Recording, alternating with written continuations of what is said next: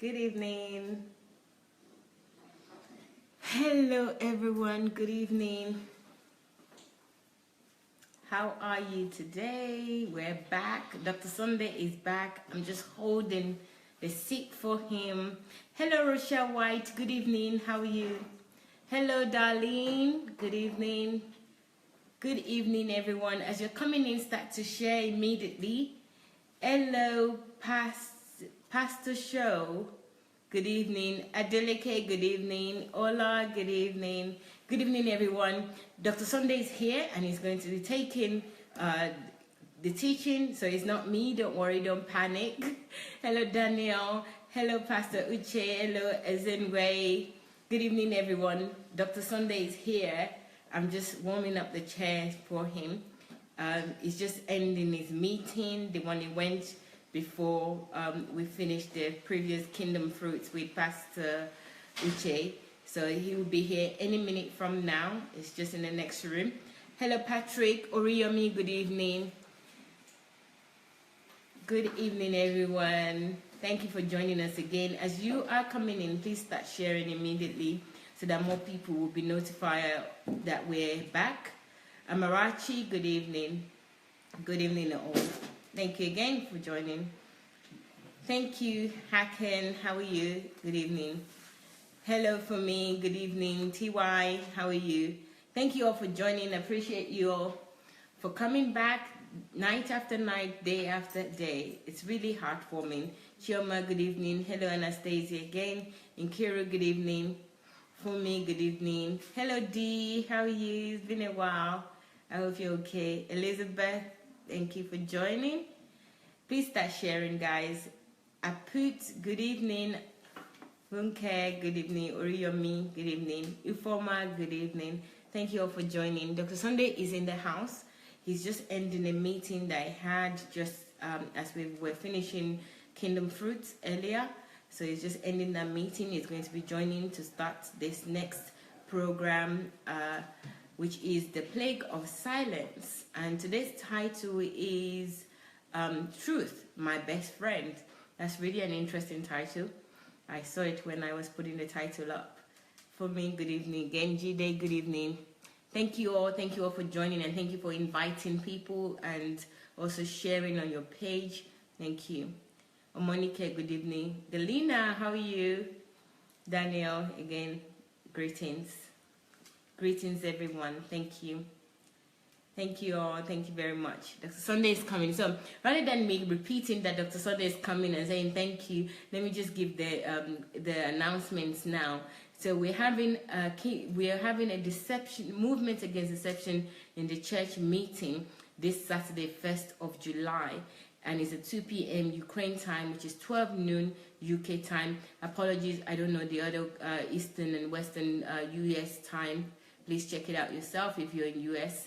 So this meeting would be only those that have completed the form and include their email addresses will be invited to this meeting, and those that are in the closed group. So if you're in the closed group and you've completed the form, most importantly, complete the form, because that's where we'll have your address, we'll have your email address. I might put the link into the closed group as well, the link to join the meeting into the closed group as well, because it will be people that are part of the movement that will be in the closed group. So please complete the form. I will ping that form again. I pinged it into previous broadcast, and I also pinged it on Dr. Sandey's page. But you can find the page on its own on Facebook, which is Movement Against Deception in the Church. We have a page and a group. So like the page and join the group so that you will get all the notification that we'll be sending out. So this meeting is on Saturday, the 1st of July, and it's at 2 p.m. Ukraine time, which is 12 noon UK time. Just a word of warning, this meeting is likely to be for hours. The last meeting we had, which was last Friday, midnight here in Ukraine, it ended at 4 a.m. in the morning, and even that was a struggle. Many people were still willing to continue and share their stories of deception in the church and share strategies. So guys, brace yourself. This meeting will go on for a long time, but you will be blessed because you would see the depth of this deception with some of the things that have been shared.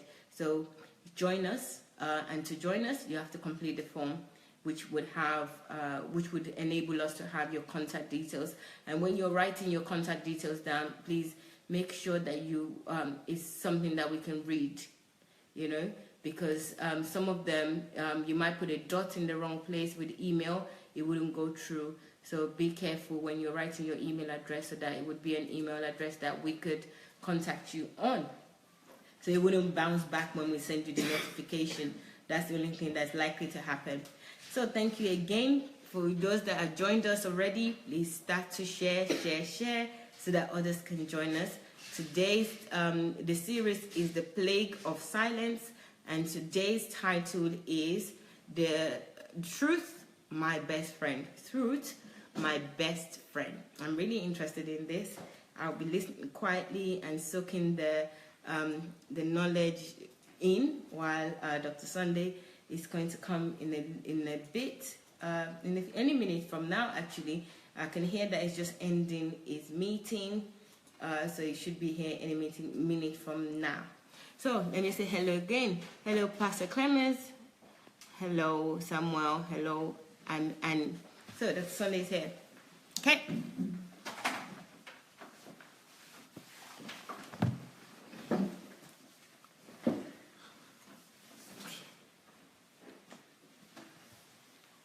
I'm sorry, guys. I'm, running on different fronts at the same time. So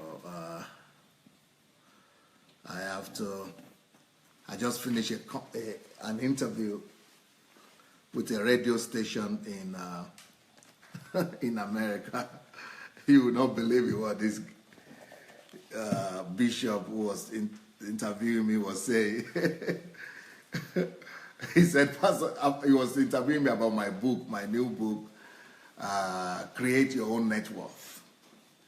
So, after mentioning all the truth in the book, and after asking me questions about the book, net worth, how do you create, what is net worth, what is net worth, all kind of questions. Well, after that, he said this like 10 times. He said, Pastor Sandey, you are not human. You are not human. You are not a human being. You are just not a human being. You are not human. He said, you are not human. I said, what happened? Nobody thinks like this. I never heard this. Like, nobody talks like this. Nobody thinks like this. So if you have not read that book, actually, there is another guy that says that if you have not read that book, Create Your Own Net Worth, that you are not Pastor Sandey's disciple. That you've got to read that book, because that until you read that book, you don't know Pastor Sandey. That's what somebody else said. So, and so that's the book I went to. I was being interviewed about in America. So, well, I hope some of you have the book already. It's on Amazon. It's on Amazon. So I said, you are not a human being. You are not human. You are not human. Nobody thinks like this. Nobody talks like this. You are not human.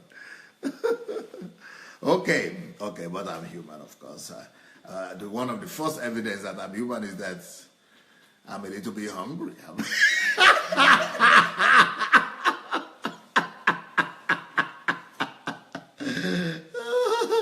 I'm a little bit tired also. Then I'm married, I have children, so I'm very human. I have weaknesses, I have faults, I'm fallible, I am not perfect. I have, enough trouble of my own to know that I'm human.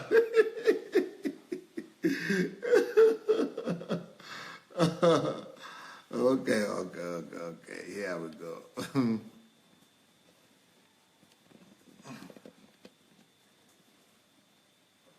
Okay, so the topic of today is truth, my greatest friend.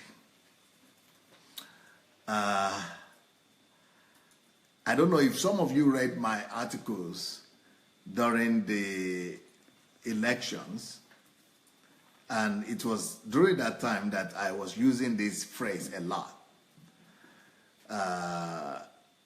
And this phrase is taken from the words of Isaac Newton. From the words of Isaac Newton. So that, yes, truth is my best friend. Truth is my best friend. And,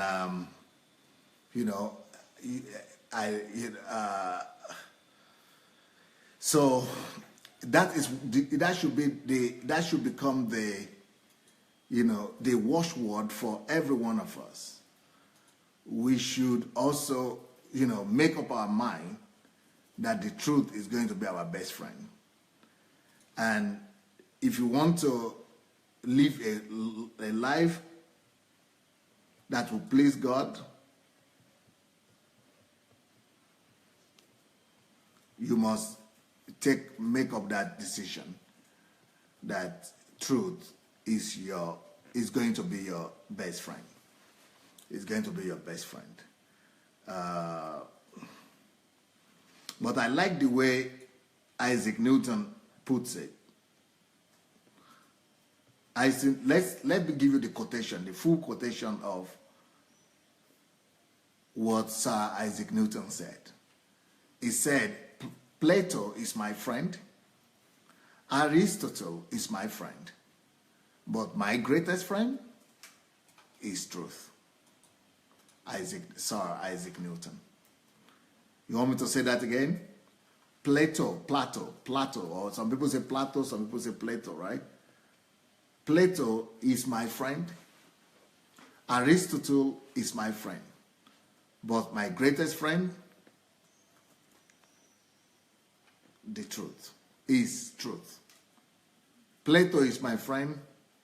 Aristotle is my friend. But my greatest friend is the truth. My greatest friend is truth. My greatest friend is truth. I think all of us must get to a place whereby we now say that and say, no, if we are Christians, that should be your watchword. Actually, Isaac Newton is one of the greatest believers, Christians, that has ever lived. So, by him saying that, that is actually a statement about his faith. Because Jesus said he is the truth. I'm the way, the life, and the truth. So that truth there is referring to Jesus. There is no way you will say the truth is my best friend and you are not a friend of God. Because truth itself is human. The truth itself is God. God himself is the truth. I'm the way, the way, the life, and the truth. I'm the way, the truth, and the life. That is Jesus. Jesus is the truth. So when Isaac Newton says, Plato is my friend, Aristotle is my friend, he's trying to say, there are a lot of things I like in this world. There are a lot of things I'm committed to in this world. But the thing that I'm most committed to is the truth. The thing that I'm most committed to is the truth. So you remember that this week we are examining the topic, the plague of silence. If you are silent, if you prefer to be silent rather than talk over situations that are happening around you or over the things that you know about and over the truth that you know, but you decide to be silent, then the truth is not your friend. The truth is not your best friend. So it doesn't mean that you don't have any other interest in your life. Definitely you have some other interests like Sir Isaac Newton. Sir Isaac Newton had a lot of interest in his life. And one of those major interests is Plato, Aristotle, philosophy, education, self-education, self-development, science. Because he never got married. He was so devoted to science. He was such a hard worker, and he was such a scientist. He was such a committed person that he didn't even see the need to have a wife or to marry, because he wanted to discover God through his creation. So he would devoted himself to science. But despite that, he is trying to tell us that there is something that is greater than science. There is something that's greater than philosophy. There is something that is greater than everything else in the world. The love of the truth. Love for the truth. Love of truth. Love of truth and love for truth. There is no greater allegiance any one of us could have in the world. The greatest allegiance we could have is to the truth. So your own personal interest must take the back seat when the truth arrives. That means you must elevate the truth above your preferences. That means you must elevate the truth above your desires. That means that you must elevate the truth above your fears. That means that if you have to choose between the truth and your self-preservation, it is preferable to choose danger and to choose, self-sacrifice than to negotiate with the truth. So, the ultimate allegiance in life, the ultimate dedication in life for every human being must be the truth. And if the truth is your ultimate allegiance, you will not commit the sin of silence. You will not commit the sin, and you will not spread the plague of silence. You will not be part of those people who compromise their standards. You will not compromise with the truth. You will not prefer self-preservation over the truth. Nothing is going to be more important than the truth in your life. Nothing is going to be above the truth in your life. Nothing is going to be much more preferable. Nothing will even come close to the truth. And that's why God said he is the truth. Jesus said he is the truth. He must be above all things in your life. He must be above even your loved ones. The truth must weigh more in your eyes than your love for your loved ones. The truth must weigh much more heavier, much more preferable, much more weighty. Must the truth weigh in your life than all your loves and all your admirations in life. So you cannot say, let's say for example, you have a son, and your son is committing a crime. Or let's say your son, okay, let me tell you a real life situation, okay? I think this happened in one of the European countries. Let's talk about England. I think it happened in England. I don't know, I will not say this is exactly the way the story went, but something like this. Somebody's son went and actually murdered, killed somebody, another person's son. So let's say, can you come here, Pastor Natasha?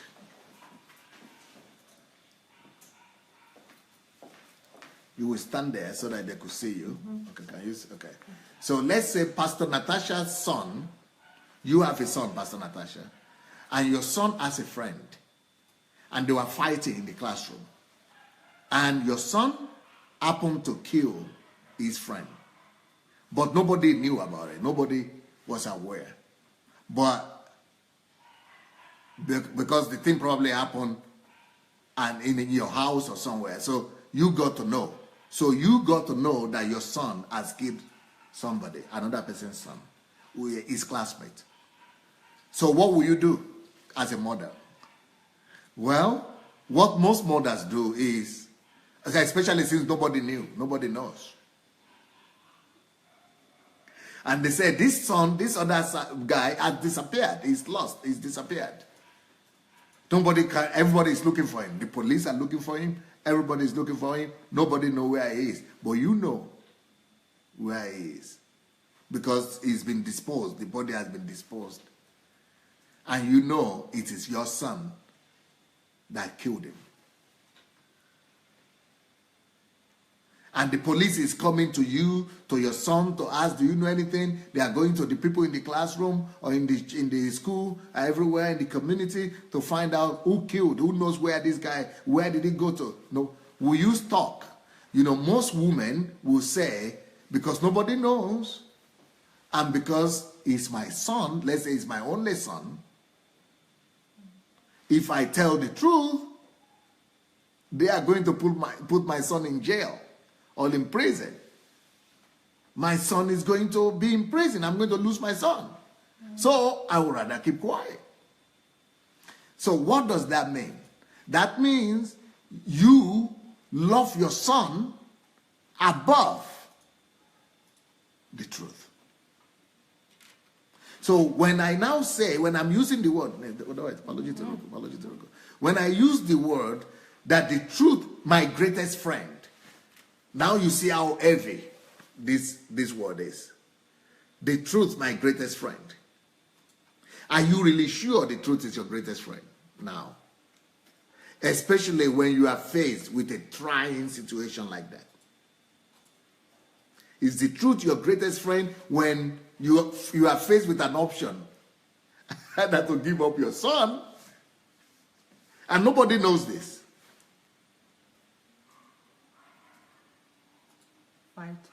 Fight. Inside of a mother. With truth. With truth. Love to my son. Or love for the truth. Yeah. Either love for the truth or love for my son. So that's why I'm saying truth, my greatest friend. So for you to be a Christian, for you to say you are really born again, for you to say that Jesus Christ is your Lord, for you to really say you belong to Christ, you belong to Jesus, there must be a time, you must get to a point in your life where you say, my only allegiance, or my number one allegiance, is going to be the truth. You must make an informed decision. You must come to the place whereby you tell yourself that in every situation, nothing stands over and above the truth. I know I love people. I know I love myself. I know there are a lot of things that I love in life. But the truth must become my greatest friend. The truth must become my best friend. What is the test of your faith? The test of your faith in God is in your allegiance to the truth. Because God is the truth. And your commitment to the truth above all else is what determines what is your Lord. A lot of Christians will say Jesus is our Lord. We don't have any idea.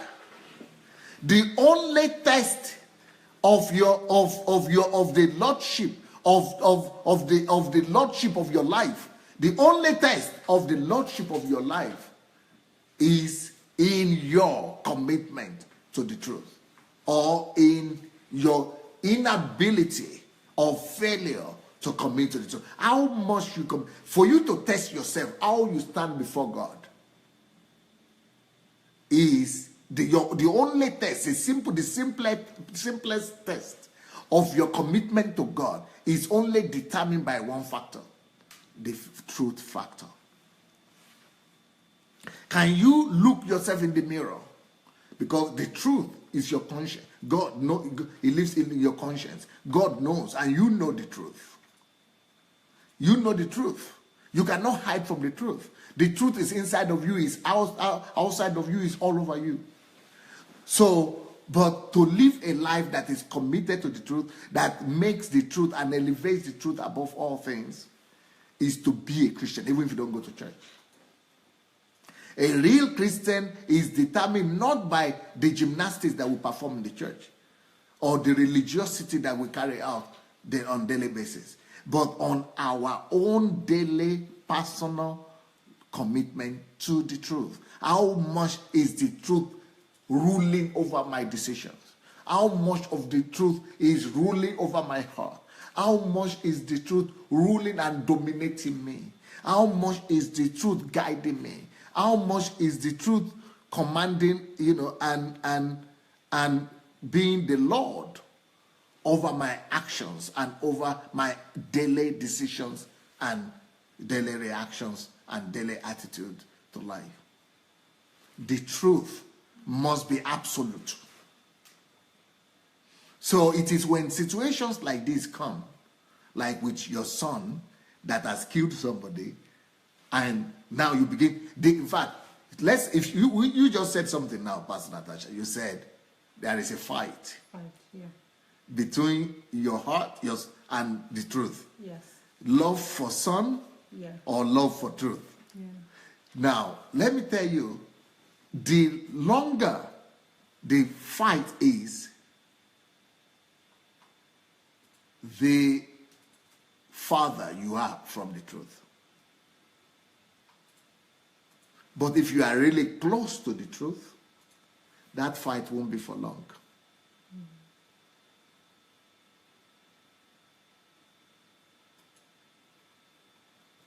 If you are married to the truth,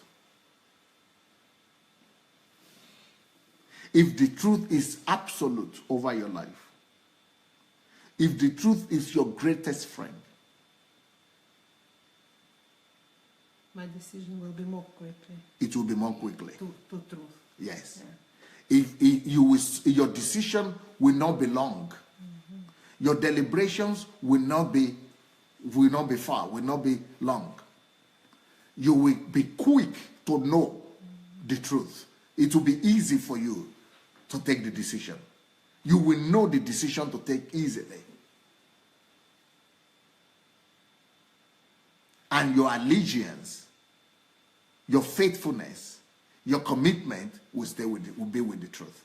You will always go with the truth.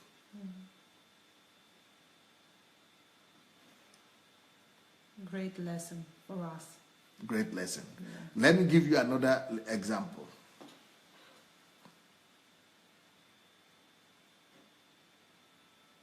You are living in another country and you don't have papers.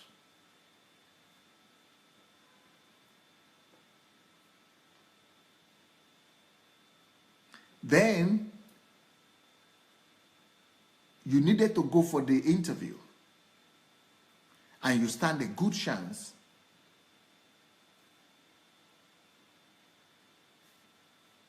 to get your papers, but you needed to tell a lie. Little lie, small lie.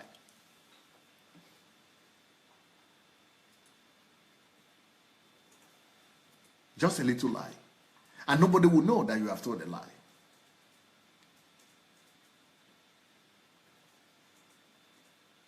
Maybe you needed to tell a lie that you came to the country at another date than you actually came. Maybe you needed to tell a lie that you used the right passport or the wrong passport. Maybe you needed to tell a lie that you've not worked before in the country, but you have worked. Maybe you needed to tell a lie that you had not overstayed, but you had overstayed.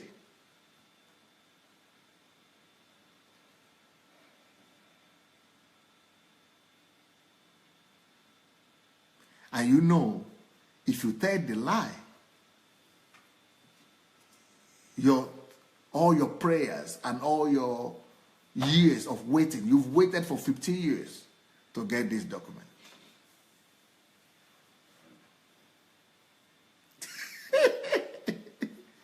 If you tell the truth, they are going to send you back to your country. Everything you waited for, you are going to lose.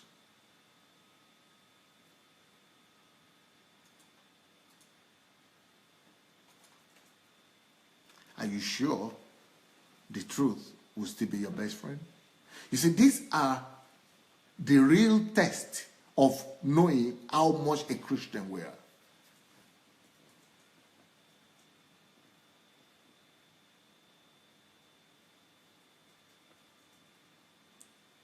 it is the moment of decision that really tells you if you are a Christian or you are not a Christian.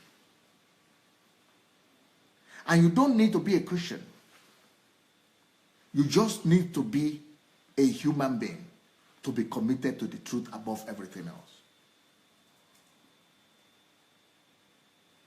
So, and you cannot believe it, how many Christians are taking the wrong decision every day.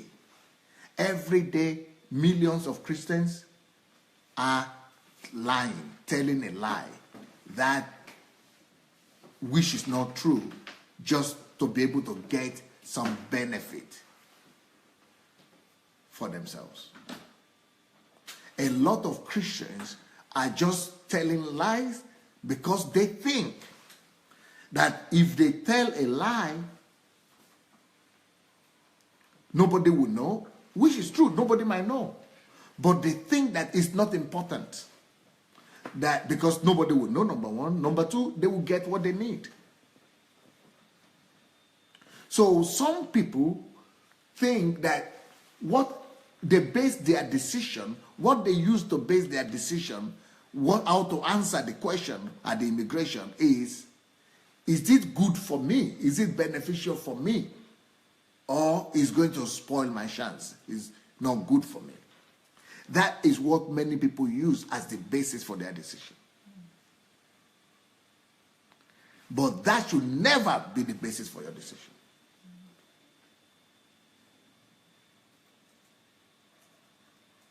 For every one of us, in every issues of life, the only base or basis for our decision, for taking any decision, should be one thing: the truth.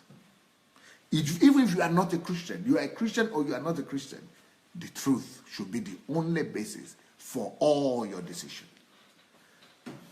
So your answer should be, how much is my answer going to line up with the truth or not? Now, there are situations like Jesus, for example. That you don't need to speak the truth. There are situations that you don't need to speak the truth. But you also don't need to lie.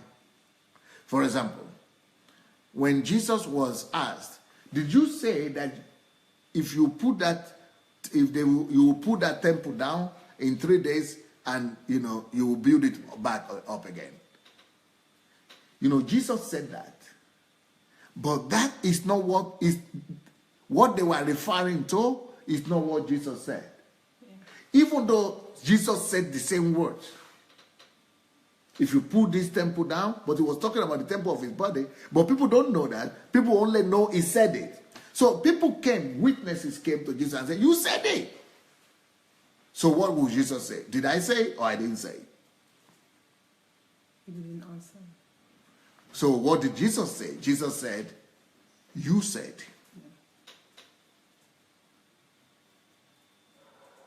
Did he lie? Did he tell the truth? But he didn't lie. Okay, another example. They came to Jesus because there are some times when it is not advisable for you to speak the truth, especially to your enemies. Mm-hmm. Or especially to speak the truth to people who want to kill you. You need wisdom sometimes. So, for example, they came to Jesus and told Jesus, you said that you are the king, Lord of the Jews, king of the Jews. You say you are a king. You say you are the king. Did you say that you are a king? He said that you said it. Jesus said he is the king. Jesus said that he is Lord. But he is not saying that in the same way that they are trying to interpret it. So he said, you said it. You understand? For example, many examples like this. For example, there are situations whereby when Moses went to Pharaoh to let the people go. He said, are you going to run away? He said, he didn't answer that part. He said, we are going, and God told him, tell them that we are going to worship our God in the wilderness. And it's true. There are times when you only need to speak the part of the truth that is necessary to be said now. You don't need to speak the part of the truth that you don't need to talk about now, that will endanger you or will be against you or that people don't need right now. You understand that? So Moses said, we are going to worship our God in the wilderness. And God told him to say that. So is God telling him to tell the truth, to tell lies? No, God is just telling him to speak the truth that is needed now. He doesn't need to speak too much truth that is not needed right now. But that doesn't change the position. What I'm just trying to say is that our greatest commitment must be the truth, but that doesn't mean foolishness. To speak the truth, that doesn't mean go and compromise yourself and everybody else. Speak the truth, that doesn't mean don't use your brain or common sense. You understand what I mean? But still, in your heart of heart, you must know that the greatest commitment, God must know your heart. There must not be confrontation between your heart and God. God knows your heart. You know what is in your heart. You must be able to speak your heart. Your heart must be in peace, in harmony with the Spirit of God. That you must have the freedom that, yes, this is what God is giving you the permission to say right now. So there is a place for wisdom in the truth, but there must not be negotiation. There must not be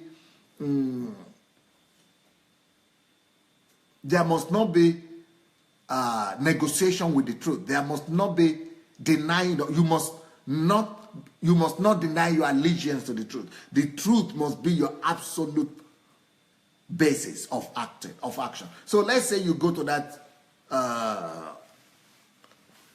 immigration, and they ask you all the questions.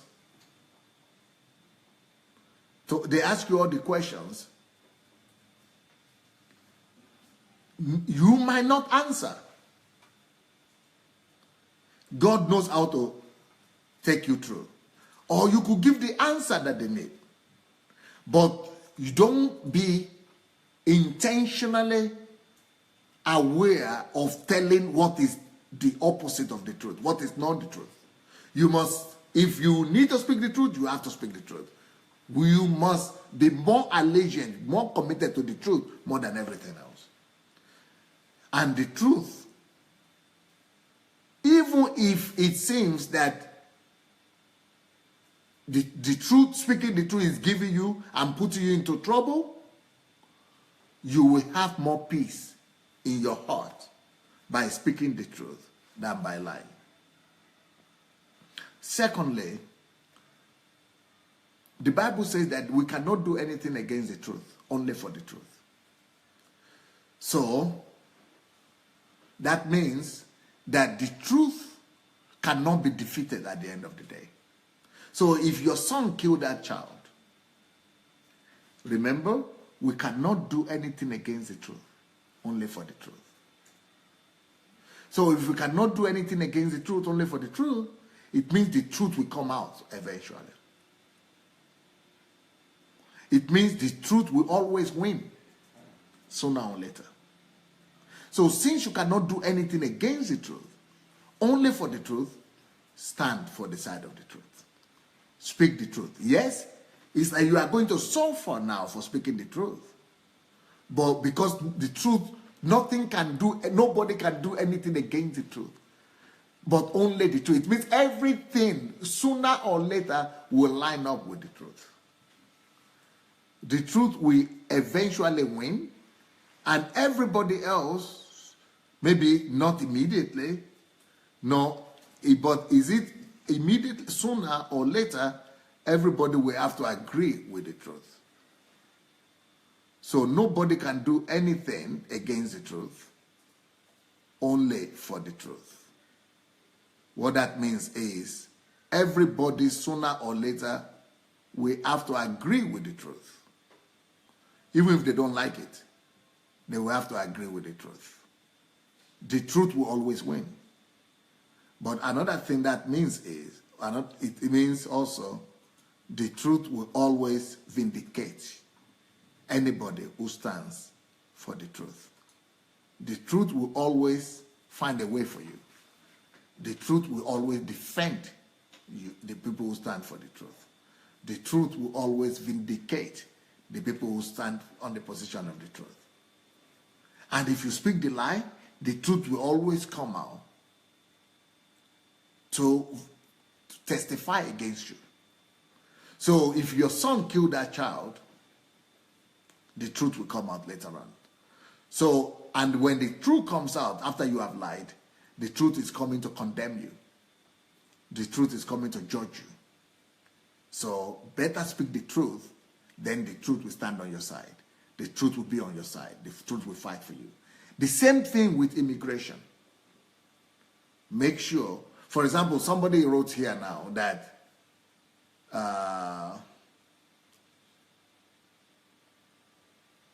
Abraham told the lie that Sarah was his sister. Was not his, he didn't say, but he didn't say he was not his wife too. He said he was his sister, but that is also truth because they were related. They were relations. So Sarah was his sister, but he only didn't say he didn't reveal the whole truth, the whole thing right there for them. But he told them the part of the truth that was necessary. You get it? Yeah. There are some situations where you don't need too much truth to tell the people who will not understand or who will use it against you. So he told the truth that was needed for that particular time. So when the truth came out and God revealed that it is the wife, then he was confronted with that. He said, yes, it's my wife, but it's also my sister. You understand? Yeah. So there are some situations like that. That's the wisdom with the truth. But the topic of today, did I tell you the scripture? The scripture I was reading, the truth, about the truth, that was 2 Corinthians 13:8. We can do nothing against the truth, only for the truth. 2 Corinthians 13:8. Not half the truth. Half the truth is different. Half the truth is diluting the truth. But this one is giving the truth that is necessary for the given situation. So it's different from half the truth. Half the truth is diluting the truth. It's not giving not giving the truth, not giving the lie. That is half the truth. But here is giving the part of the truth that is needed in this particular time. But really, what we are talking about is that truth, my greatest friend. So, and the whole common topic that we are addressing is the topic of the plague of silence. There is no way you will remain silent about the truth. You cannot remain quiet when you know the truth in situations where the truth is supposed to be told. So if the truth is your greatest friend, you will not hide. You will not be hiding and you will not be covering the truth. You will always go for the truth. So to say that the truth is my greatest friend means in every situation, I stand for the truth. So, like I said, Isaac Newton said, Plato is my friend, Aristotle is my friend, but my greatest friend is the truth. Because the truth will always come out either to vindicate or to condemn. The truth will always come out either to vindicate or to condemn. But what we are talking about is that the truth must be absolute for us. And our allegiance for the truth must be total. What really shows who we are is how committed we are to the truth. What really shows Our commitment to God is our commitment to the truth. Because God is the truth. So your commitment to God is not shown by your praise and worship. Your commitment to God is not shown by your singing. Your commitment to God is not shown by your religiosity. For example, in my country, Nigeria, people don't know, or people have not been taught the absolutism of the truth. So people think that their Christianity is measured by the fact that they go to church, one. So people think that their commitment to God is measured by their activities in the church. But it is not. When it gets to the bottom of it, their commitment to God is only measured by how much they are committed to the truth every single second of their life and in every single decision of their life. So, but people in my country think, as long as I'm going to church, or if I even better still, if I bring my tithe and offering. If I bring my tithe and offering every time, regularly, and I don't miss any Sunday. I never miss a Sunday. I always go to, even apart from Sunday, I go to midweek service, I go to prayer meeting, I give the pastor, I serve in the church. They think that means I'm a Christian. But before God, that doesn't mean you are a Christian. You are just doing religious activities. It is not religious activity that determine your walk with God. Another person, for example, might never go to church, but is committed to the truth. And he is living by the standard of the truth all the time. That person is more a Christian than the person who is going to the church all the time.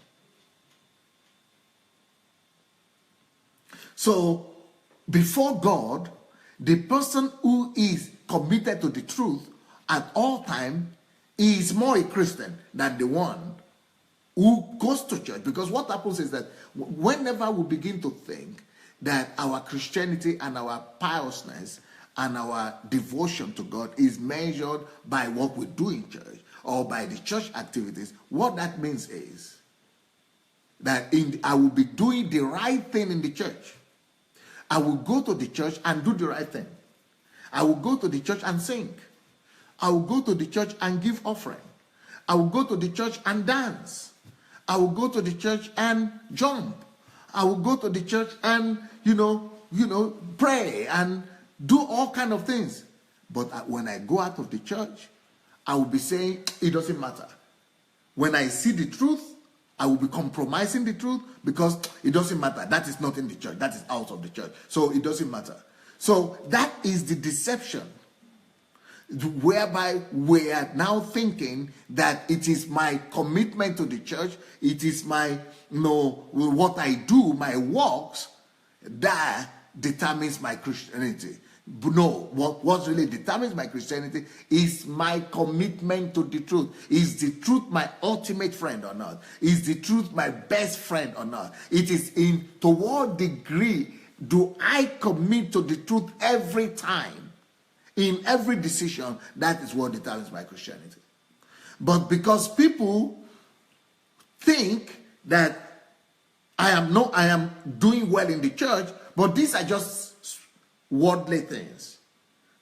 So in my country, for example, people will go to the church and do the right thing, but at work, they will compromise. They will steal like everybody steals, because this is the worldly place.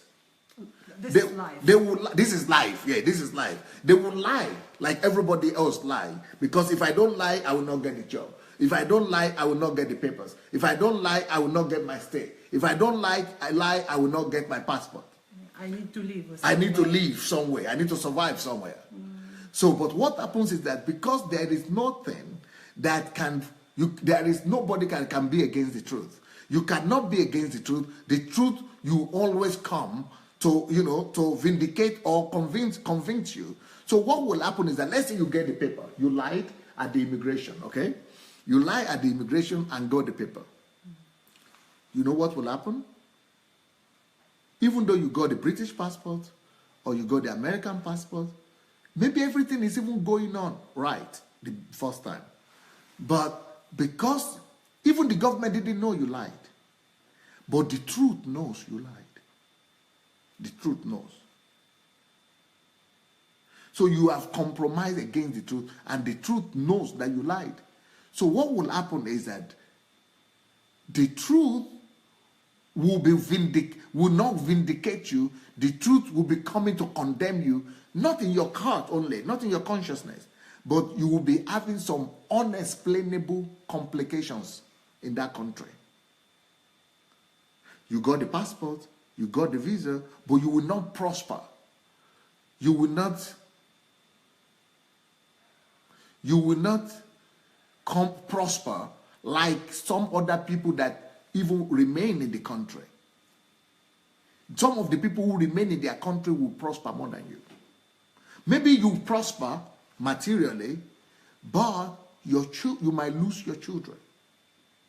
So you got the paper, everything is okay, but your children who are born in the country now, who have the papers too, because they are born in the country, they might begin to run into troubles. They might become unruly, or they might become a disappointment to you. So it's like, you remember the situation with Ruth and Naomi. So Naomi went out of the will of God, and they stayed. They went to stay in a foreign, in the wrong place, which is not the will of God for them. So with the husband. But even though they got the permission to stay in the foreign land, but it is in that foreign land tragedy happened. So some form of tragedy will be happening because you have gone against the fundamental principle of life. For you to stay in that country, you have gone against the truth.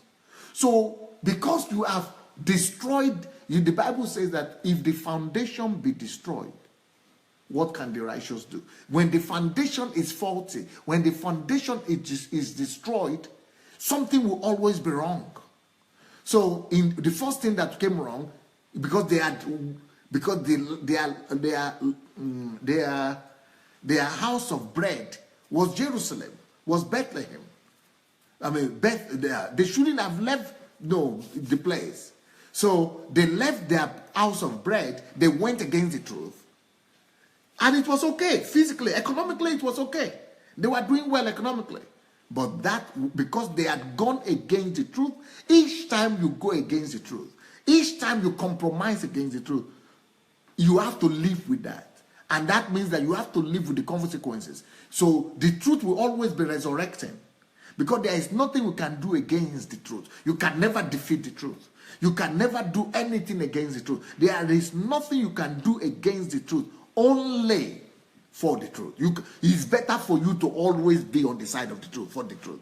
Because if you are not on the side of the truth will always be coming to cause you some. The truth will be coming to condemn you. There will be condemnation one way. So in the case of Naomi, the first condemnation that came is that they lost the major member of the family.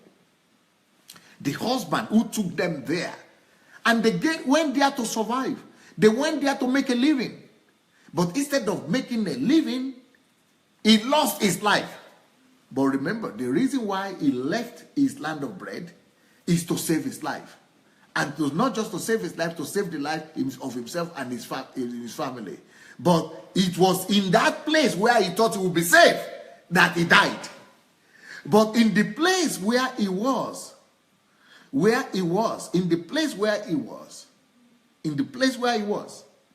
there was famine, where there was hunger, he didn't die despite famine. He didn't die because he was in the truth, but he didn't die because the truth will always come to either vindicate you or to condemn you. He wanted easy life. He wanted to escape a difficulty. He wanted to escape economic problem. He wanted to escape hunger. He wanted to escape lack, economic problem.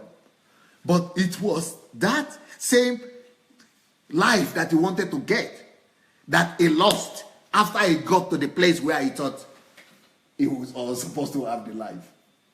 Because you cannot do anything against the truth.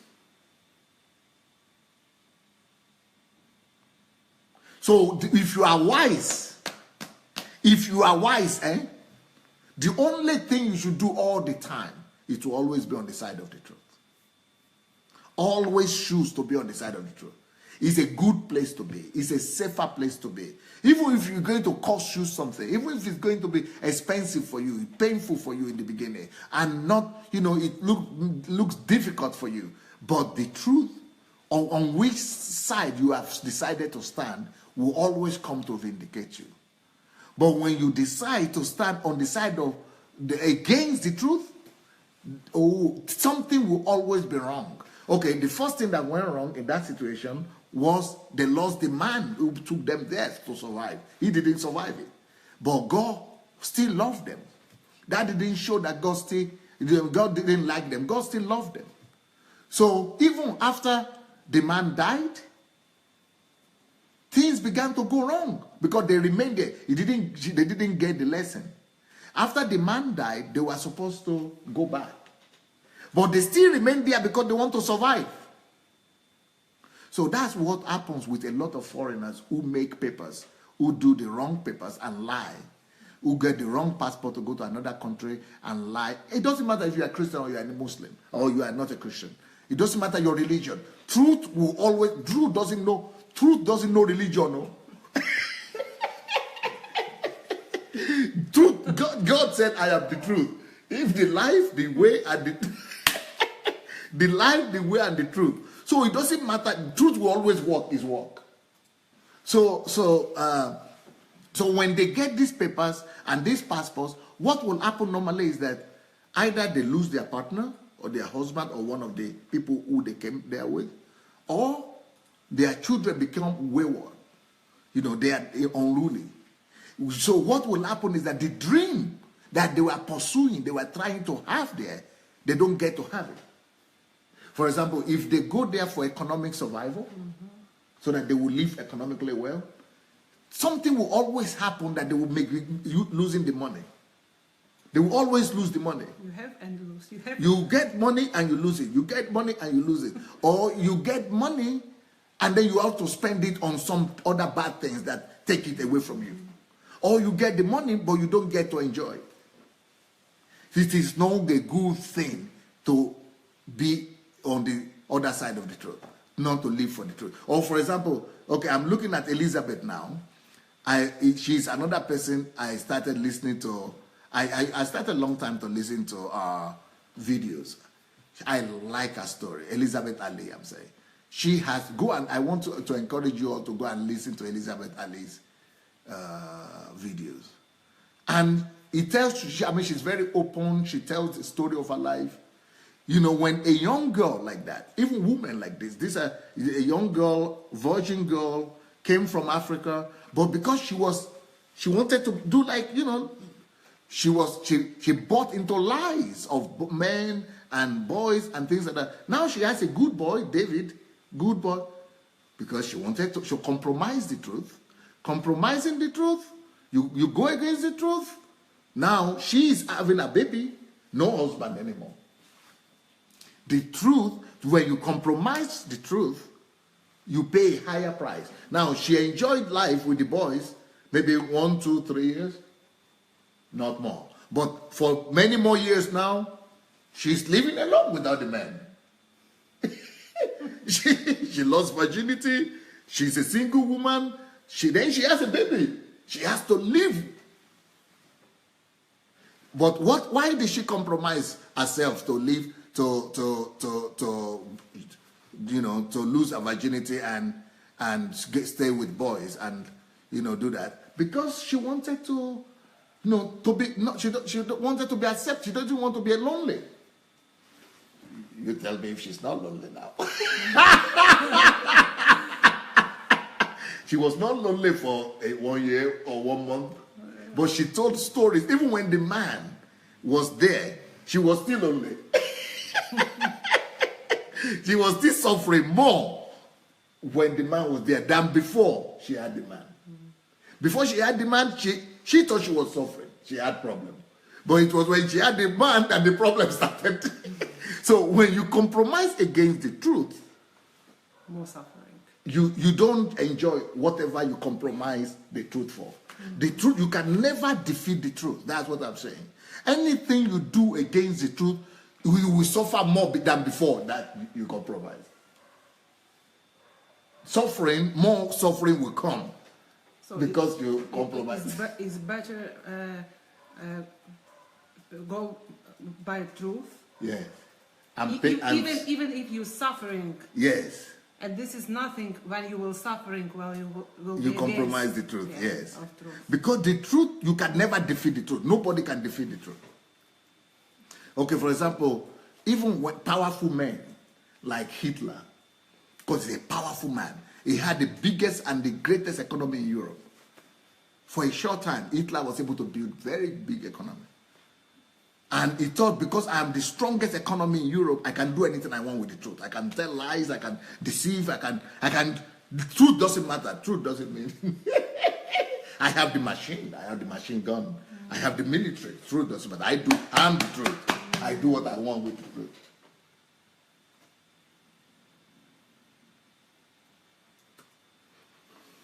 He destroyed because he went against the truth.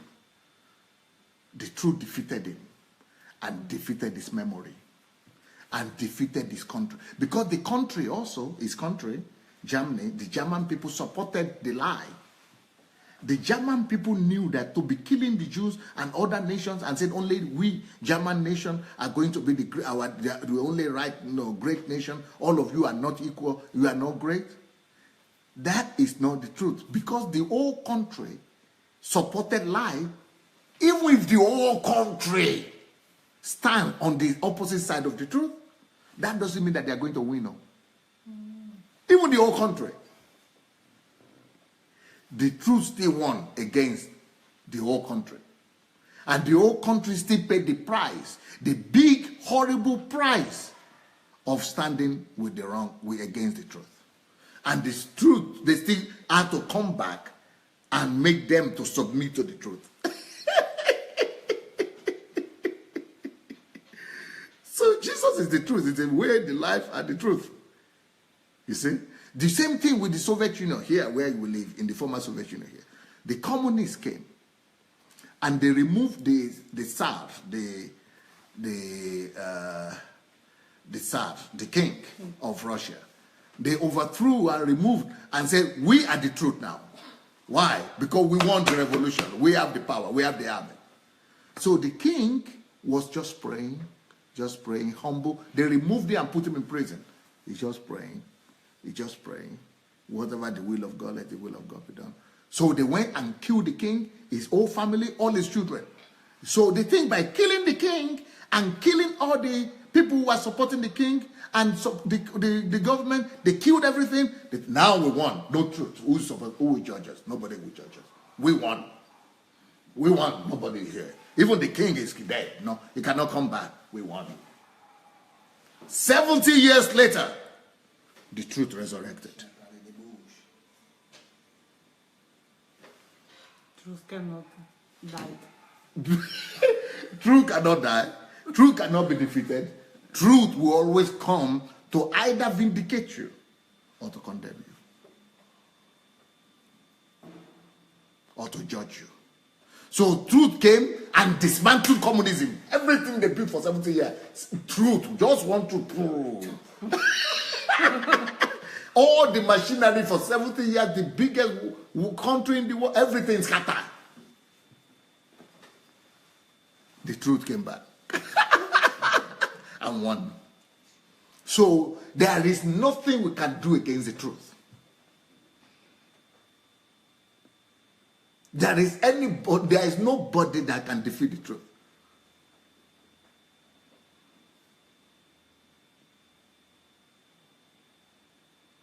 So if you are wise, always side with the truth.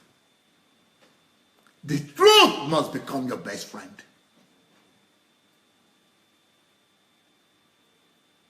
The truth must be what you love more than everything else.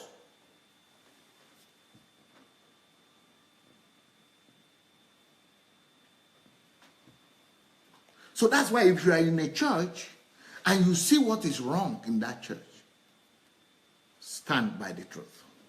Because when the truth comes out, is going to dismantle both the church and you yourself who is hiding the truth, who saw the truth and you never sided with the truth. You never spoke the truth. You are going to be one of the victims. You are going to suffer. The truth will come and judge not just the church, but you too. Not just the pastor, but you too, who stood by the lie.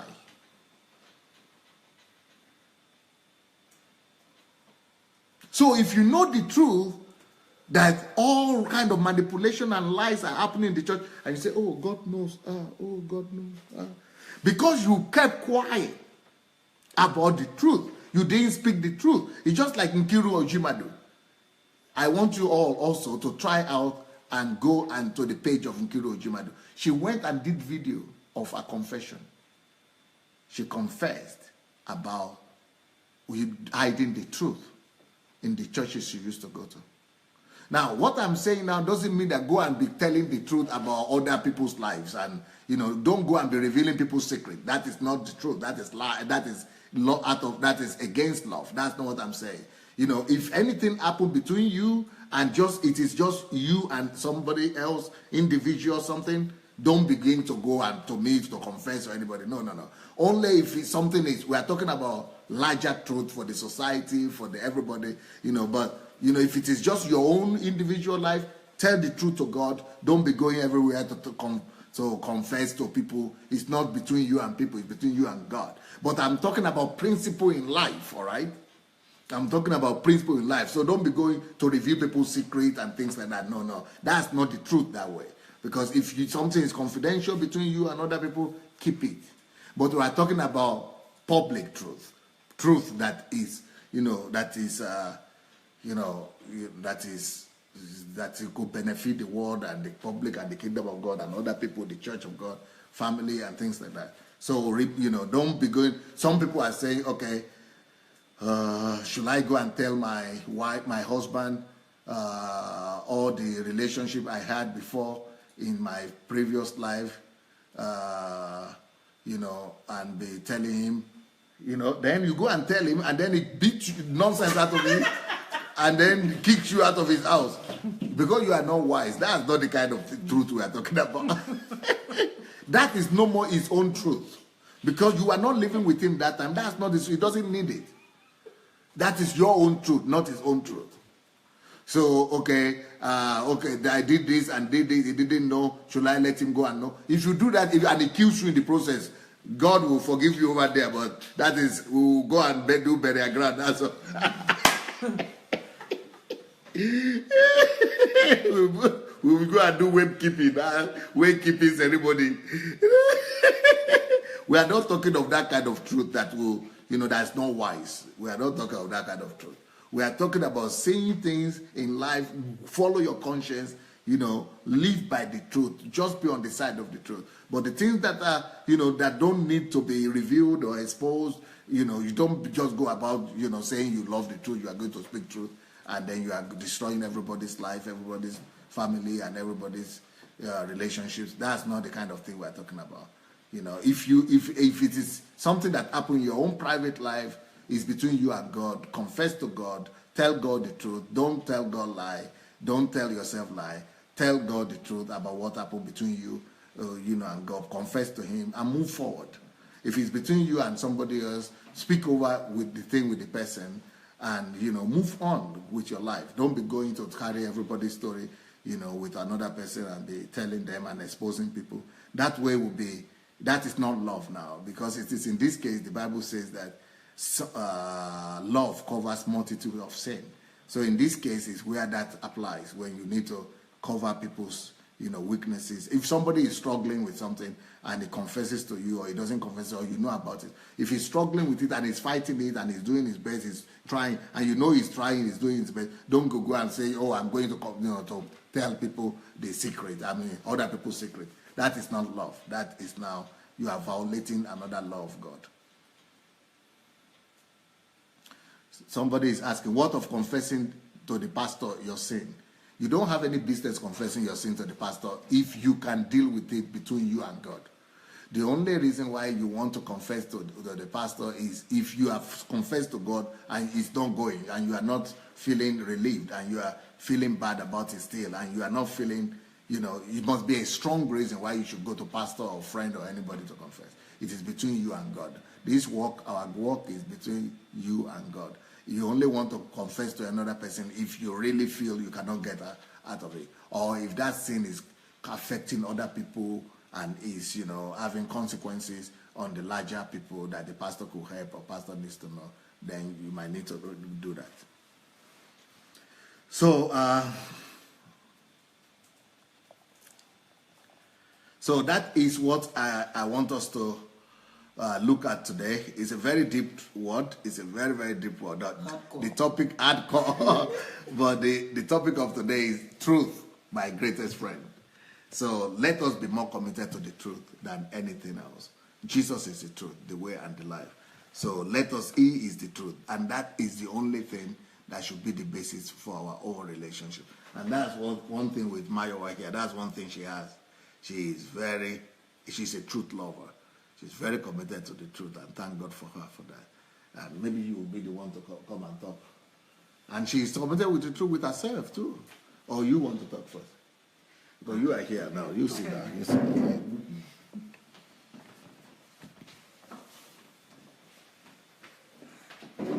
Thank you, Pastor, for today's word. It's really a very important subject about truth. And, I was thinking today when you was sharing with us this truth, about truth, that only when we live by truth, and truth is our best friend, we can be free, really.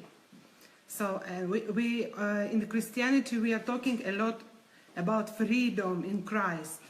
But only when we live by truth, we can be really free people. And only when we live by truth, we can be Christians. We can have this name even. Because we can go to the church and be church guys, good church guys, but not really followers of Christ. So, and as I said, when sometimes, in our life, I'm talking about my life, when we go through some different situation, and we have fight inside of us, truth or my own opinion or my desire, yeah. And if today we are honest with ourselves, really we can see that in our Christian life, yes. Everyday fight. Every day we fight inside of us, because we live in this life, in this world, and we every day need to have choices, and we take decisions. And only if truth is our friend, best friend, we always and quickly, as Pastor said, we will take decision and we will be by side of truth side. So, and it's true that if we really said that Jesus our Lord, it cannot be if we will not, we are not ready to live this life by truth. And only if we say truth is my best friend. I like this phrase today, truth is my best friend. Really, if truth is my best friend, I will live in freedom and I will be more happy in my Christian life even. So I have to,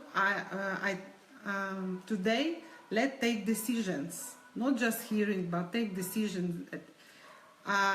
Will be truth my best friend or not? Just decide and let's live with our decision. And thank you, Pastor. This was very, very clear message today. Very concrete message. Very strong message that set us more free today. Thank you, Pastor. Thank you. Hello everyone, this is ID. Wow, this is real hardcore message. You cannot get it anywhere. Doctor, I really want to appreciate you for this hardcore. It's really hardcore message. It's not for this is not milk. It is not bread and butter. This is strong bone for the sons of God, not for the children of God, for the sons of God. Doctor, thank you so much for this wonderful opportunity to share my thoughts on this. First of all, I see that the truth is God. That was why Jesus said that I am the way, the truth, and the life. So, truth is God. And that is why we cannot do anything against the truth. The truth will always stand. We cannot fight against the truth. No matter your religion, you cannot fight against the truth. No matter your color, you cannot fight against the truth. No matter the organization that you are in, you cannot fight against the truth. So the truth must be revealed every time. And the second thing I noted is that the truth is two-edged sword. It's a two-edged sword. It will come back to vindicate you, or it will come back to mar you for your destruction. In the Bible, the truth vindicated Joseph while he was in the prison. The truth came back and vindicated him and elevated him. And also in the case of Daniel, the truth also came back and vindicated him and elevated him. And also in the case of Esther and Mordecai, the truth came back and elevated them. And the last thing I want to note, I was privileged to listen to the conversation of Dr. Sandei Adelaja. What he was saying that he is not interested in preaching, that he is not interested in teaching, that what he's interested in is in revealing God. That every day of his life is about revealing God. That's why if you go to the book of John chapter 1 verse 8, the Bible says that no man hath seen God, but the only begotten Son that hath seen God, he has revealed him in the flesh. So every time we stand in the path of truth, we are revealing God in the flesh. Anytime we speak out the truth, we are revealing God in the flesh. Anytime we speak the truth, no matter the circumstances, we are revealing God in the flesh. Anytime we stand and align ourselves with the truth, we are revealing God in the flesh. That is why the truth is in you. You know the truth in your conviction. Every one of us, we know the truth. Sometimes we may want to suppress it, but we cannot suppress it. It is imprint in us. That is God in us. So if we say it out, if we align our action with the truth, we reveal God in the flesh. Anytime we speak the truth, we reveal God in the flesh. That is how the Bible says that the sons of God may reveal God in the flesh. So me and you, our purpose is to reveal God in the flesh. Let us make the truth our greatest friend. Despite anything we go through, no matter any circumstances, let's make the truth our greatest friend. Thank you, everyone. Thank you, Doctor.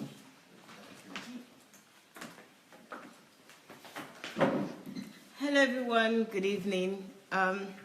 Yes, the truth is my best friend, is my friend. I think mostly because, first of all, I don't have a good memory to tell a lie, because if I don't tell the truth, then I won't remember, and then I would say something else. So that's a basic reason to tell the truth. But for me, I think one of the Bible verses that I take very seriously is that you should know the truth, and the truth shall set you free. If I don't remember anything, that is been embedded in me as a child, that, you know, when you tell the truth, it will set you free, it will vindicate you all the time. Saying that, I have been conditioned a few times based on the environment or, you know, who I am with, that I don't always tell the whole truth, but I make the truth my own ethos so that I can be set free. And also, I believe strongly that if I truly believe in God and I trust God, then there is no need for me to lie. So that's one. What are those examples, though? Somebody killing another person, then visa, documents, yes, papers. yes. You are from England. Those things are real over there. I know. And, you know, the examples that Dr. Sandey told in terms of the killing is quite strong because personally, I don't have a child yet, but I believe that if my child did something like that, I would immediately go to the police and report it. Reason because I know the consequences of the trauma for that child. The child would never be the same if you don't pay the price for what you've done wrong. So it's like if my child did that, then I don't have my child anymore because the line has been crossed.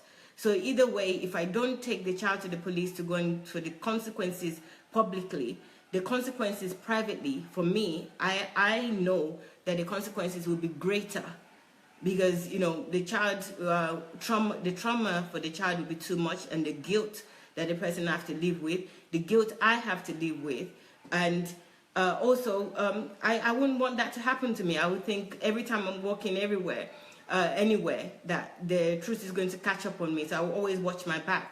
So when Dr. Sandey was telling that examples, I've actually experienced it, and I've had somebody really close to me, very close to me, that was not able to do that. I know that parents go through those challenges. You want to tell the story? Well, I'll tell the story then. Okay, the story was I have a friend, it's my friend, very close friend, that this happens to exactly this. And she couldn't bring herself to taking the child. Exactly this. Okay, what happened was the child killed another person, another child that bullies him. And the child is actually my own godson. So he killed somebody that is really, is a friend, is a bully to him. In the school? In the school, yes. It was under 16. So he killed the boy in a party. The boys always threatened him and showed him the knife, but he didn't tell any of us. He didn't tell me, his parents. And he just came home and he just said he killed someone.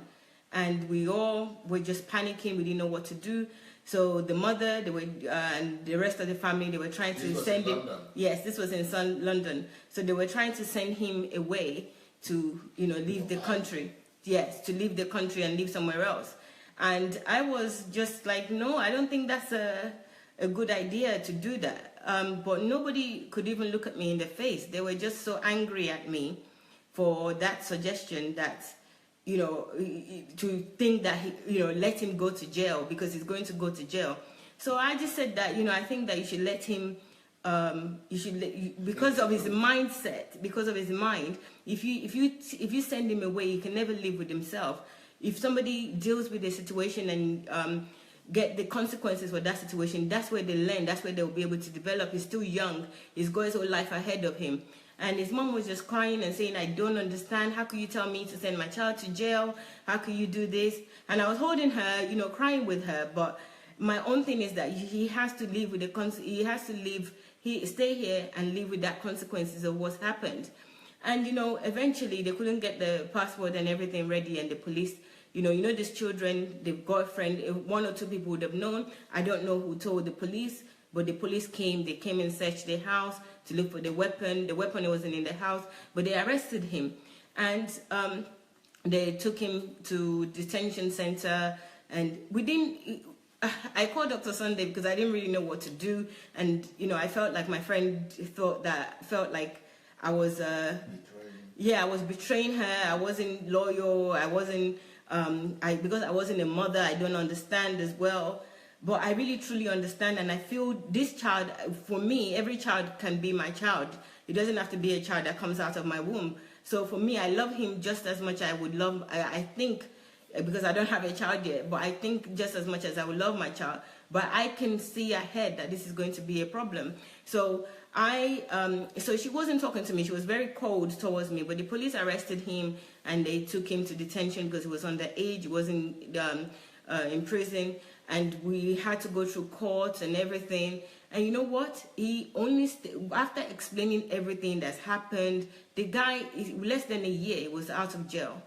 Because he had good character. He was a very gentle guy. Normally, I don't know what happened. I haven't seen him for about 6 months before the time, because, you don't see teenagers. They go about their own business.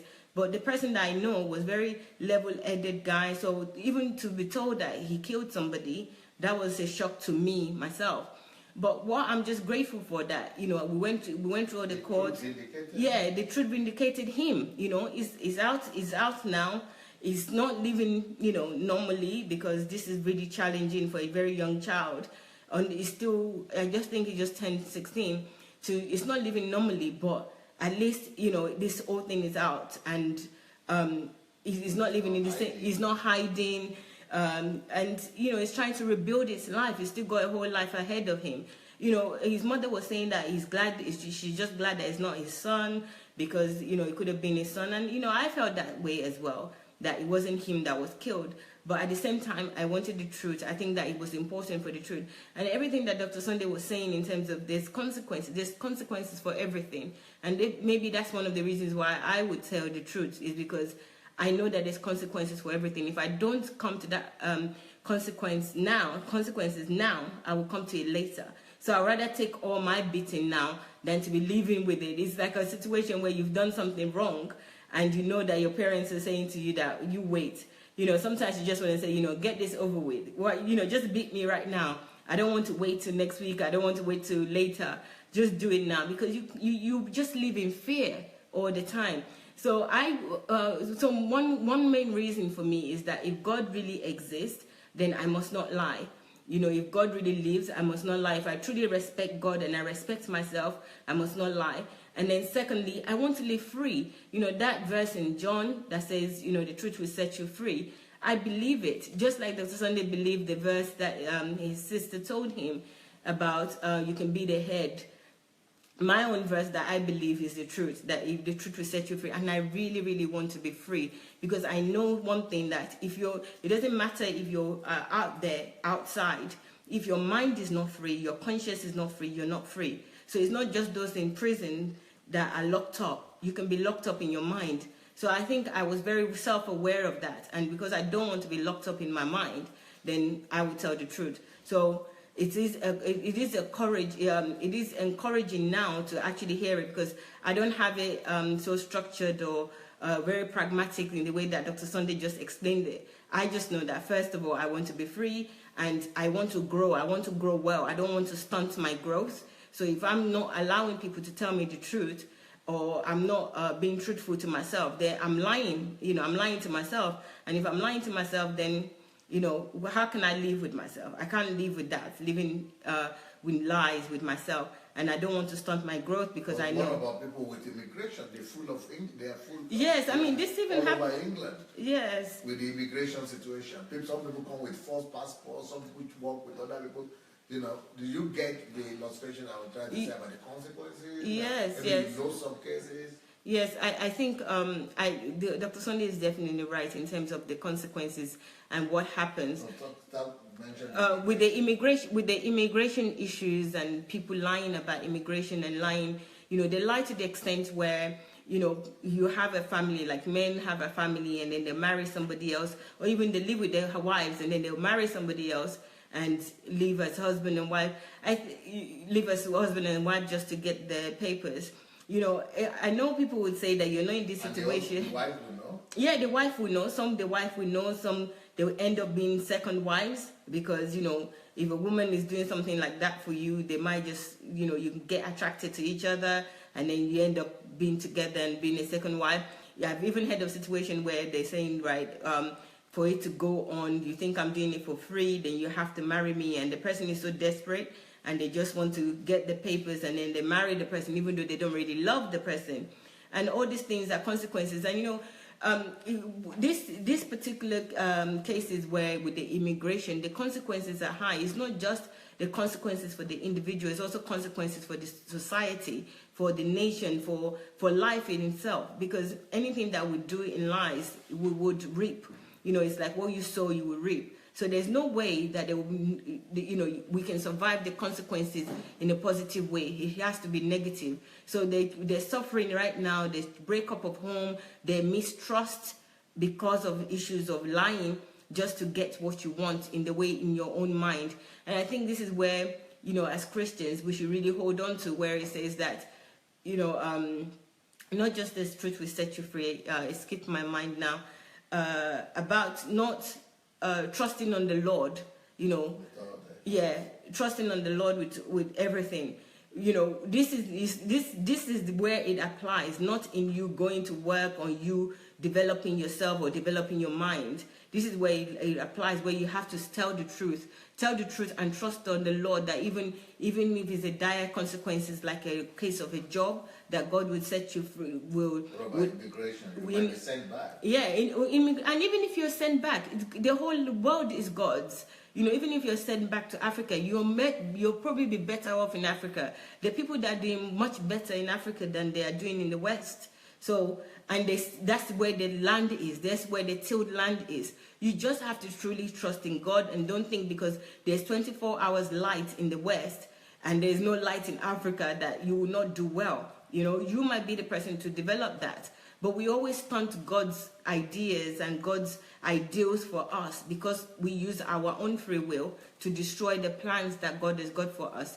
So I absolutely agree. And, you know, with women as well, you know, we tell lies to get a guy, to go into a relationship. I'm saying that even though I'm a woman as well. And, you know, I do apologize to any woman out there that feels like, you know, this is kind of off topic. But it's not, because women lies a lot when they want a guy.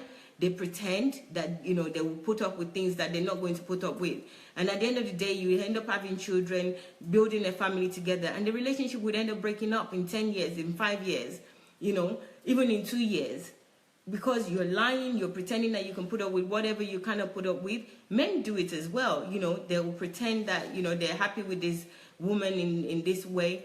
And they will stop her or her from doing certain things when they get married. But they realize that when they get married, the person is, no, this is not the plans. This is not what we plan to do.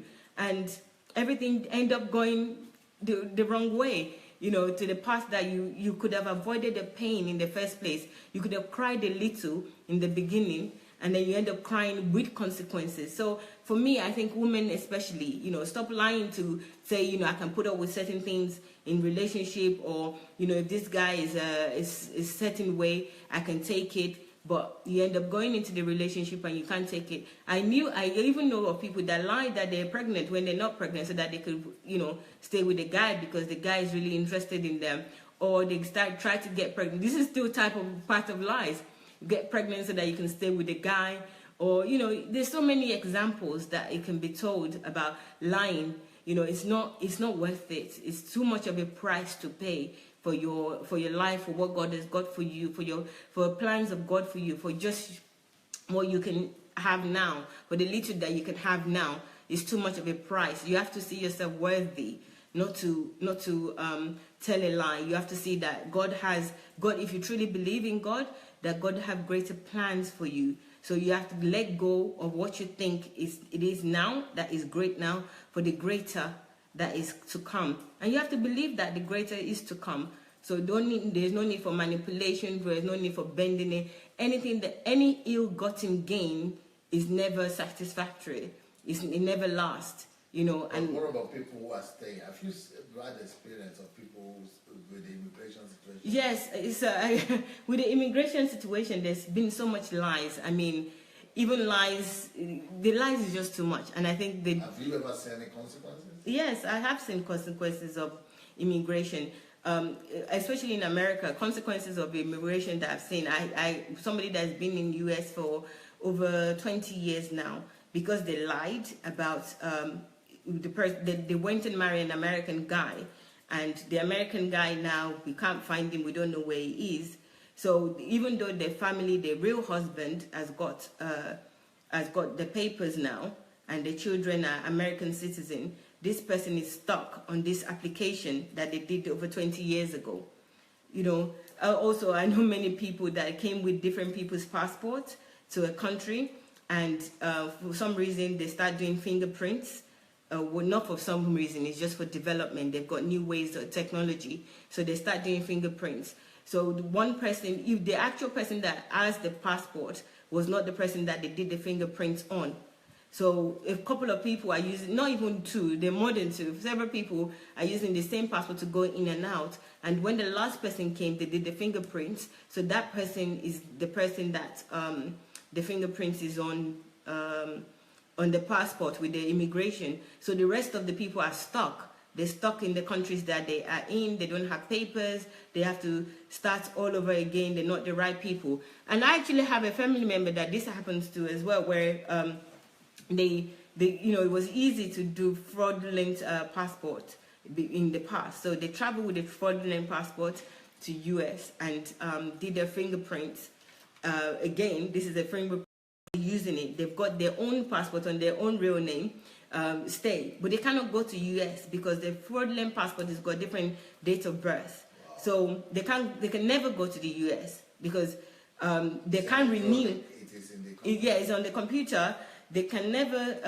The fraudulent passport is expired now. 10 years when it was going up and down, enjoying traveling, even though it was illegal, but it was using a different passport. It's now done. They cannot renew that passport. So the passport that they have, that now that they've got legally in UK, is not, they can never go to US. Simple as that. Wow. For the rest of this person's life, he can never go to US. Yes. So they're stuck. And this is somebody that's really, really close to me. So there's consequences for everything. I mean, we can go on and on with examples of this type of things, not just immigration, a relationship. Where can we even start with relationship? Certificates, education certificates. Those are people that did that got fraudulent certificates for their education, so that they can go into politics. And when it comes to them performing, they're not performing well, and people out them. You know, jobs. There's so many things. It's not even worth living the life. Day by day, you're living a life. How can you sleep well at night? It's so difficult to sleep in this kind of situation. It's really not worth it. It's better to just. What about others using other people's passport to work? Yes, using other people's passport to work as well. I think is part of a lack of trust in God. You know, you have to really trust God that this has real great consequences, because people that have done that put money, that consequences is even straightforward, straight away. That they have put money in people's bank account because they don't have an account. Those people just take the money, just, spend the money, give them whatever they want to give them. Heidi is laughing. Give them whatever they want to give them, or threaten them. You're living in lies and, false. And we all think that, we have to do this when we go to a foreign land, that we have to do this. We don't have to do it. We just have to trust God and do our best in honesty. We have to do what? That they have to tell some lies. They have to tell some white lies as long as... I think everybody. I'm originally from Nigeria, but I spent most of my life in London and I grew up there. And everybody would say, "Oh, you have to do this at this time because if you don't have paper, you just have to jamo, add this and that just to survive." But it's like we're just setting traps for ourselves and we're delaying our own progress. Are these people church members? Of course, they're church members. They pay tithes. Yes, they're church members. Even the pastor would you can do this for now, just for the meantime. God sees our art. You know, God says that we're not harming, we're not trying to harm anybody, but it's still a lie. A lie is a lie, and there's consequences. The pastor doesn't know the power of the truth too. No, the pastor, of course, if the pastor is, if they're ripping everybody off, they know that they know the power of the truth, but they fail to apply it.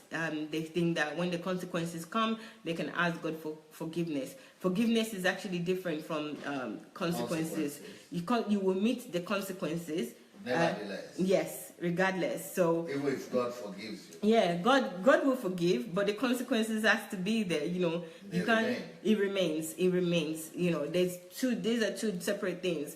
You can't say that I would do something and ask God for forgiveness and everything will be all right. The damage will be done and the consequences remains. God will truly forgive you and love you. In your pain, in your suffering, He will be hugging you, be there for you. It's not going to go anywhere, but you will live by that consequences. Suffer the pain? Yes, you will. You will suffer the pain.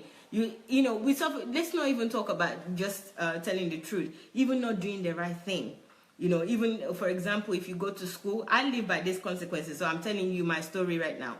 If you go to school, you don't pay a lot of attention. You're doing other things. You're never here and now. You know, I know that. you just. I'm suffering that. Dr. Sandey is suffering that. It's not even funny.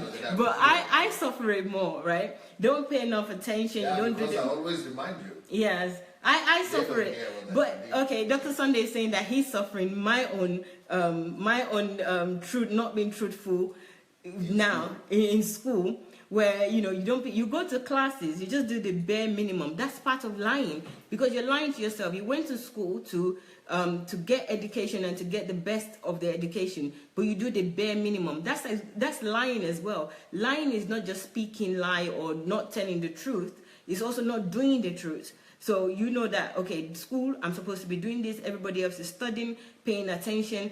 I'll just do the bare minimum just to pass. And those things are affecting me now, because even at work, when I was working, I find a job and I give them my terms and I let them sign it, so I do what I want. And yet it's affecting me, because here I have to do the right thing. I know that I have to. So I might not be lying and telling people the lies, but I have my own bits as well, which is affecting me, because this is a lie. It's like living a lie. You go to school, you're not doing the right thing, you did the bare minimum just to pass. You will live the consequences. When you need to do certain things, when you need to apply certain principles, you need to apply certain things, you will not be able to apply them. But if you have paid attention in school, if I had paid attention in school, in college, in university, and do the right thing, then I wouldn't be living the life where I'm struggling. All those things that I should have learned in the past, I was busy going out, chilling with my friends. I enjoy chilling, you know, that's my own thing.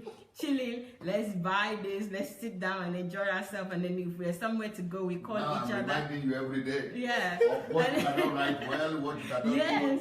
And you know, even it is lie if you know that you're struggling with something, you have a challenge and you don't work on that challenge. That's also not being truthful. You know, if you know that you have, my example is that I have issues with grammar. I will write something. It might be a great writing of the idea, the concept in the writing is good, but the grammar are wrong. But I knew this and I didn't work at it. I didn't do anything. That's a lie. That's me lying to myself. You know, saying, okay, I'll just get by. Why didn't I work at it? I know that I want to write something. I have content in me, and I know that those contents are not structured properly. And I don't do anything about it. Again, this is the type of lie. So the different types of lies, we just have to be truthful to ourselves from the core of our being, you know, and tell ourselves. And when people, this is why I get angry, because I knew, even when I was doing those things, I knew that it was wrong, but I was too lazy, or I don't care, or there's no, the consequences is not there right there. So I thought I'll get by, you know, I'll do something else. And this is the reason why you chop from one thing to the other. You go to the easier thing. When you reach a stumbling block in something, you go to another thing. This is me I'm talking about. If it doesn't apply to anybody, you go to something else, because you're not willing to face the truth of where you are, to apply all the truth and do your best. So you go to another thing, you reach another stumbling block there, then you go to something else. This is part of living lies and not allowing the truth to be your best friend. Because if the truth is your best friend, you're doing something and you're doing it wrong, then you know. And this is why I'm getting angry when people are saying that when pastor was teaching about prostitution of tithes and offering, and people are saying that the pastors don't know. It's not true, you know. Even a baby, you know, when you tell a baby off and you say to a baby that don't do this, and the baby will stop doing it, and then you know you turn away, and then the baby will start looking at you that, okay, I want to do what she said I shouldn't do, but I don't want her to see me doing it.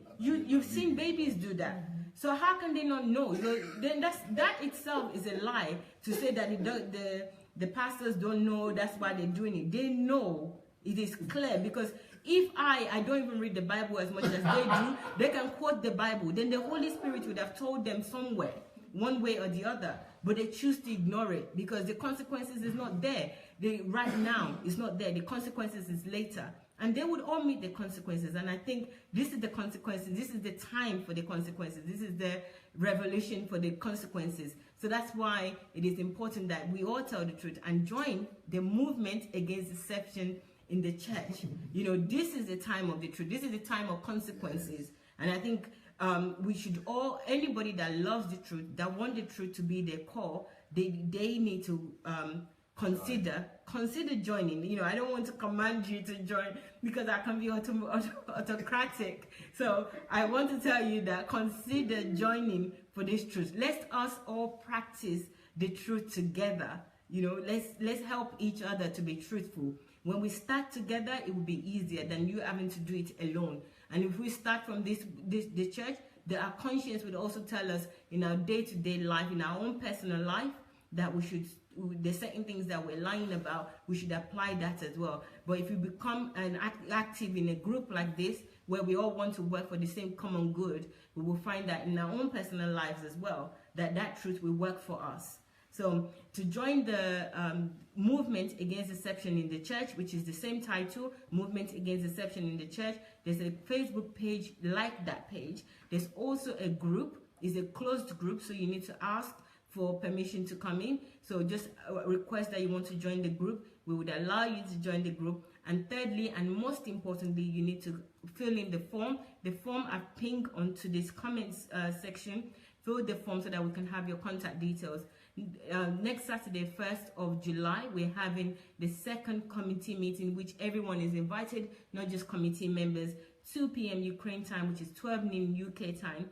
We're having another meeting. The last meeting was the duration of 4 hours. So you can imagine the wealth of information, details about deception that other people shared with us. So this is the time for you to come as well.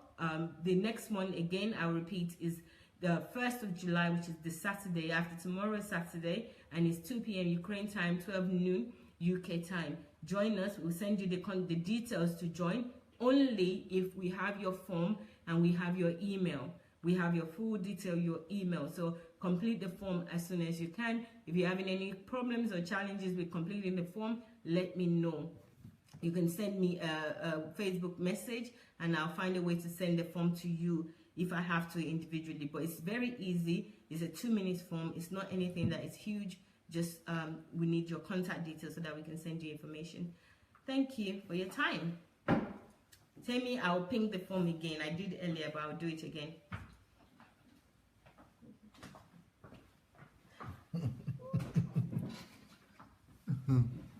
Okay, here we are.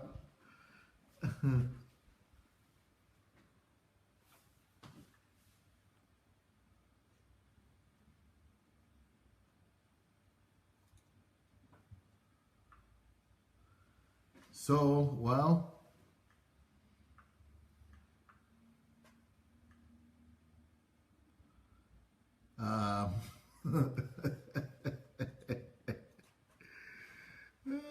this is a serious truth, a serious message today. Let us make the truth our best friend. Let us make the truth our best friend. I'll be back tomorrow, 2 times a day, both 5 p.m. and 7 p.m. UK time, and 12 noon and 2 p.m. American time, Eastern time in America. So I hope you've heard this message. I hope you will fall in love with the truth And this truth will set all of us free. And thank you so much for your time. Have a wonderful evening. Blessings. Bye.